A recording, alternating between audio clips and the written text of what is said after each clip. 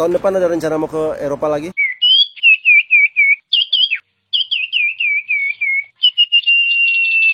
Oh, 6 bulan ya.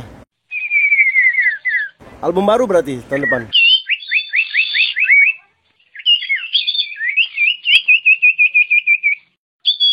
Oh, berarti bukan konser musik. Keren.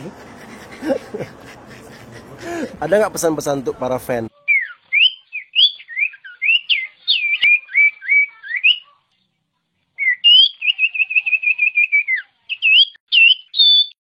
Oke.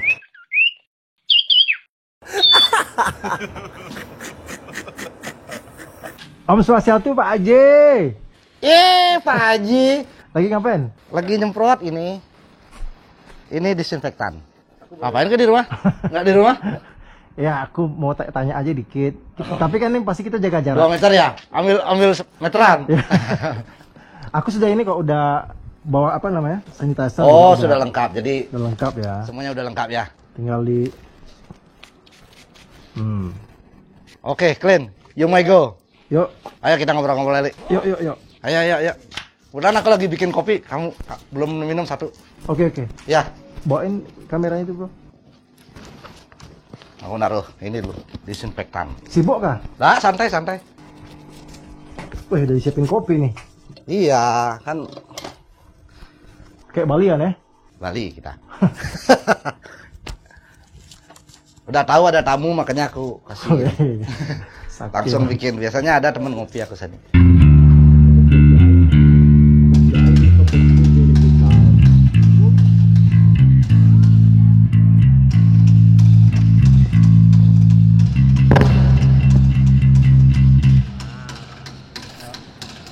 Sudah berapa lama karantina mandiri di rumah?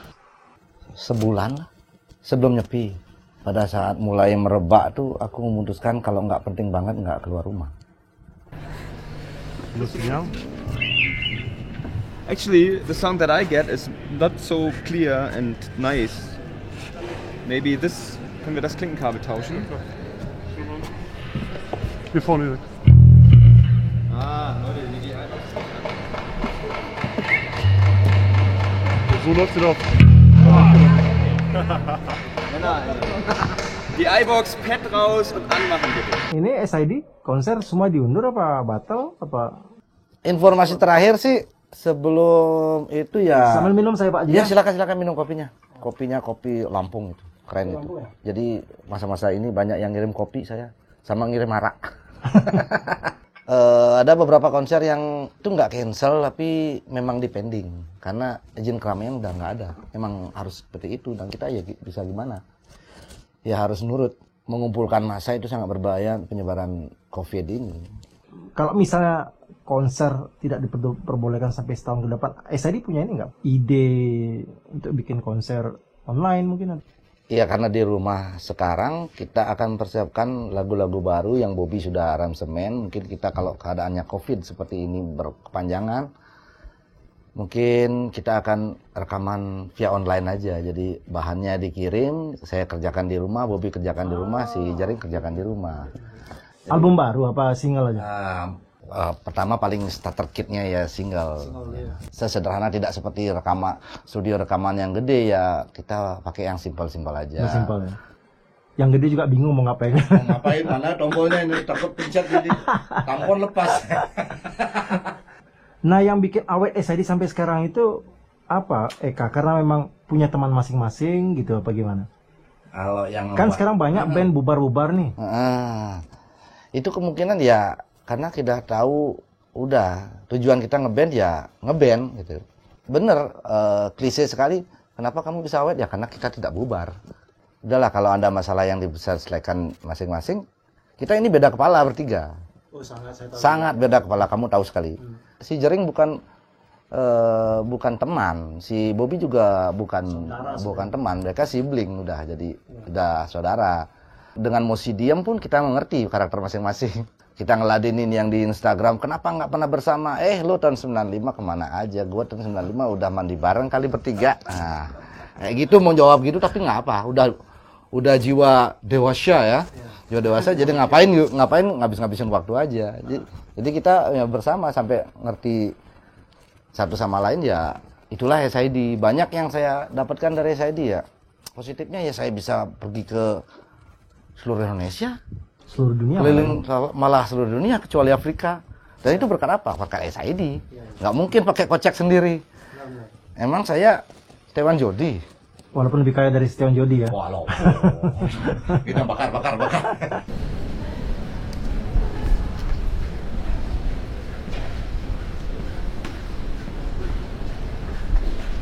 Das spricht der Vortrag los, so? Sie sind was der Talk. 100 Euro per Jahr zu haben. Sicher, Plus. Indonesia! Wow! Sangat luar biasa malam ini.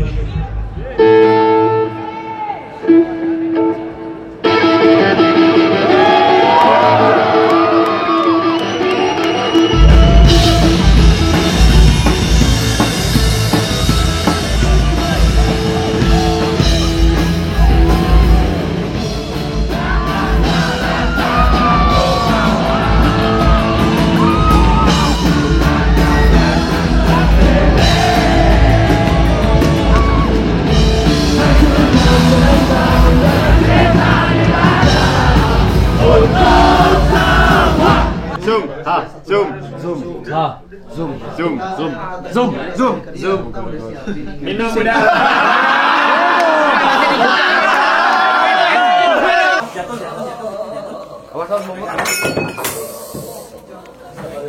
Kau muntah. Aduh.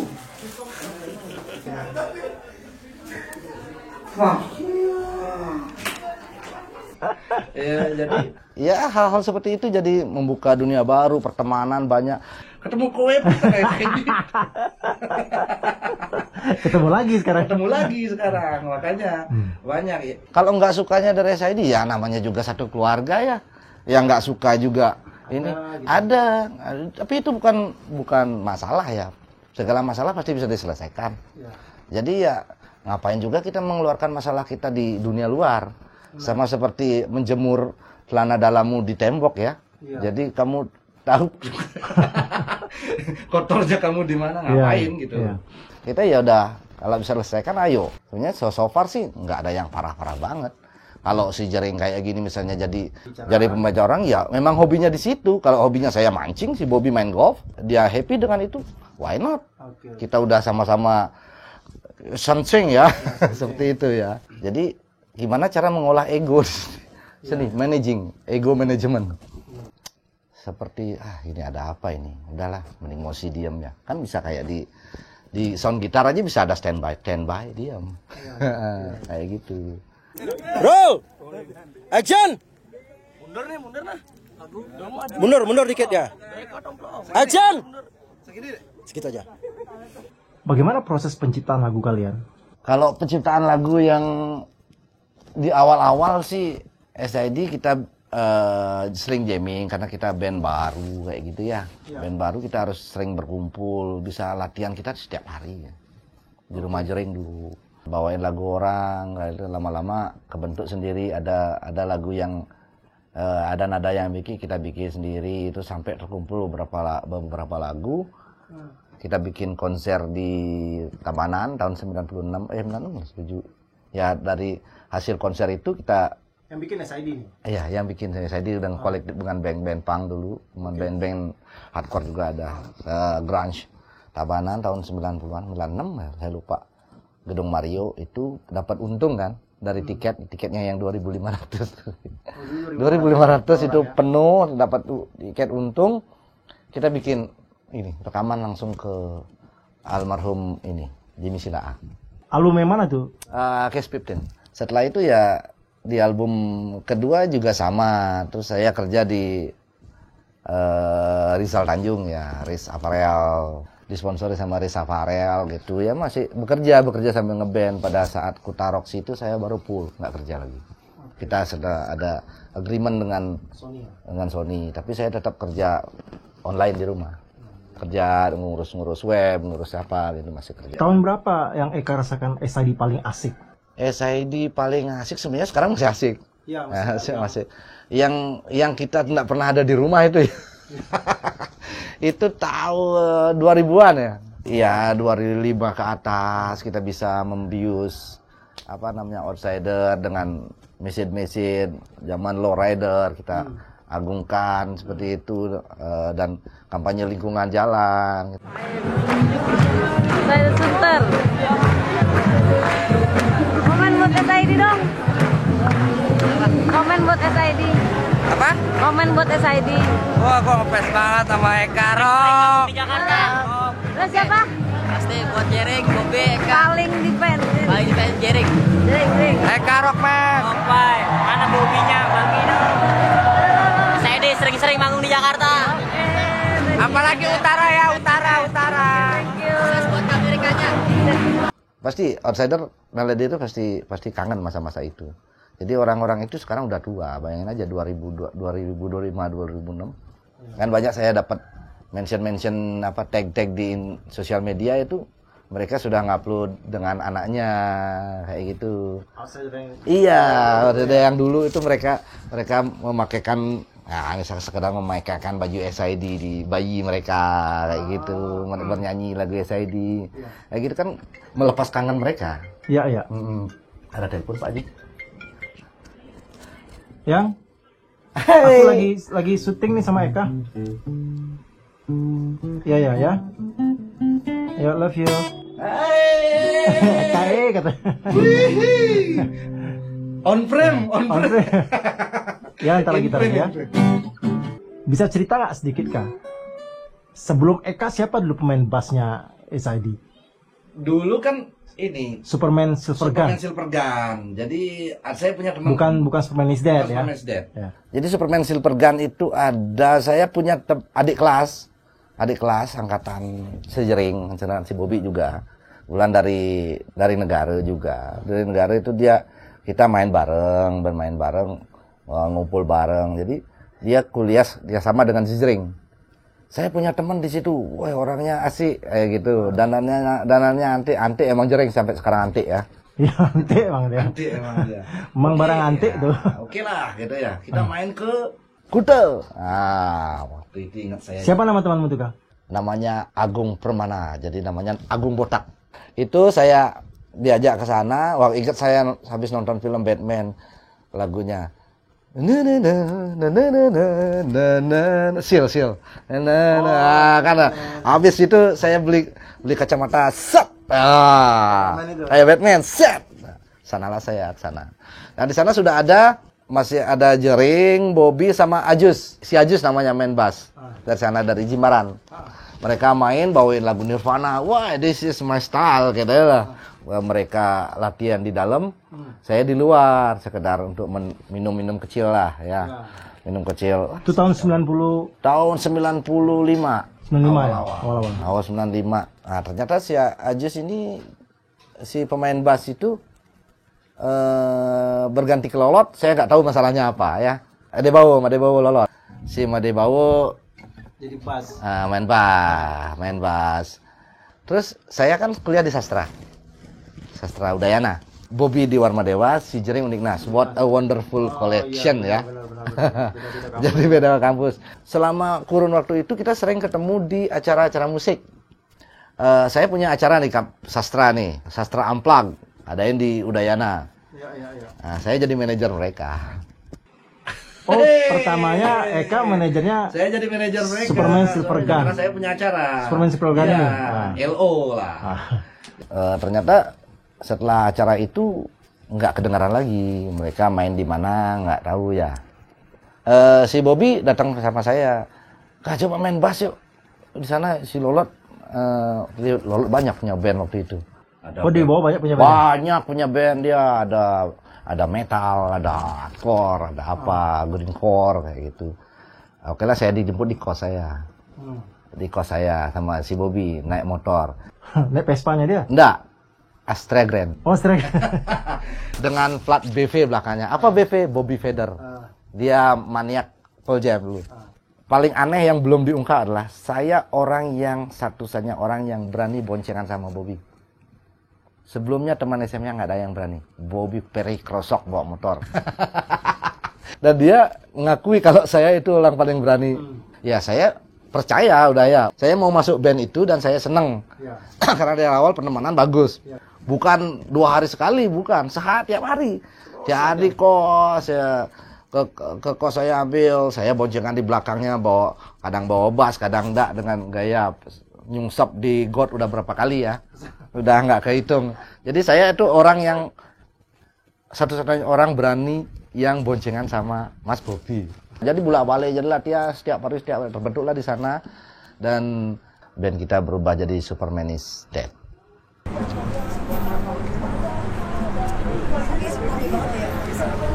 Nggak masalah nggak. Ini kayak candid gitu loh videonya.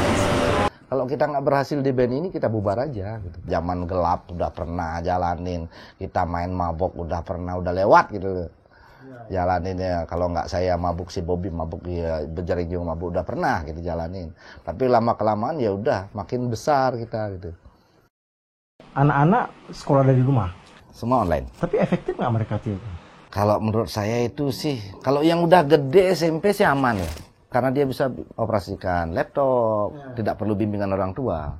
Sedangkan yang perlu bimbingan orang tua ini, yang sedikit lebih PR, tangannya harus lebih banyak gitu jadinya. Belum ngurus keluarga, belum ngurus masakan, belum ngurus pekerjaan dia sendiri. Jadi mohon di pihak-pihak sekolah dan pemerintah juga tolong apresiasi ibu-ibu yang mengajari anaknya sekolah sampai stres, dan karena itu bukan pekerjaan dia sebelum-sebelumnya, bukan nggak mau tanggung jawab sama kerjaan itu ya, membimbing anak yang miss-nya dilakukan di sekolah. Gitu. Ya karena nggak tahu kan tiba-tiba begini kejadiannya kan. Ini ya udah, jadi ya maafkan apabila anaknya itu ada beberapa ibu-ibu yang nggak bisa mengajar. Kalau diam di rumah itu memacu stres. Kamu aja sendiri kedatang ke rumah saya stres. Stres banget Pak Haji. Apalagi orangnya aktif. 2 minggu saya di rumah udah mulai ngobrol sama botol. Pasti. Ngomong sama sandal. Ngomong sama kompor. Dan banyak yang nggak dibuka kemarin, ada satu media yang mengungkap soal KDRT. KDRT meningkat 65% yang saya lihat di media itu ya, antara itu hoax tapi benar masuk akal sih. 65% di luar. Pengaduan KDRT setelah ini di Indonesia 30 meningkat. 30% itu kenapa? Dan 30% yang melapor, yang nggak melapor kan nggak tahu ya kita. Kita itu antara hoax tapi masuk akal karena stres. Stres ekonomi menurun ya. Ekonomi menurun, sedikit aja ngomong A didengar B. Nah seperti itu. Jadi saya ingin mengajak teman-teman, ayo, ini adalah proses untuk menahan emosi. Jadi apapun yang memacu emosi Anda, tolong ingat, ini adalah masa-masa yang sangat sulit bagi psikologis kita. Karena ini menurunkan imun. Tanya dokter. Kalau Anda emosi, menurunkan imunitas kita, dan ya udah. Ya harus happy kita berimun. Kita memang harus bisa menguasai diri kita sendiri. Karena psikologis, kesabaran, emosi, depresi itu ada. Berarti ada kaitan juga yang meninggal itu karena ya itu stres, depresi ya. Stres ya. Untuk menanggulangi itu apa yang kita lakukan? Biar nggak terjadi kebosanan gitu. Kebosanan ya, kayak bosan sih pasti. Bosan ya. pasti bosan ya, sudah ke depan bangun siang. Ya saya nonton film. Ya, apalagi. Nah, nonton film saya udah berapa episode yang katanya orang mainstream, saya paling males nonton film mainstream. Tapi kata-kata orang mainstream jadi ngikutin kayak gitu ya. Udah itu efek ya. Udah ikutin, emang bagus kok filmnya. Nggak apa-apa lah gitu ya. Apa daripada kamu pegang handphone terus. Pegang handphone kan lebih pusing.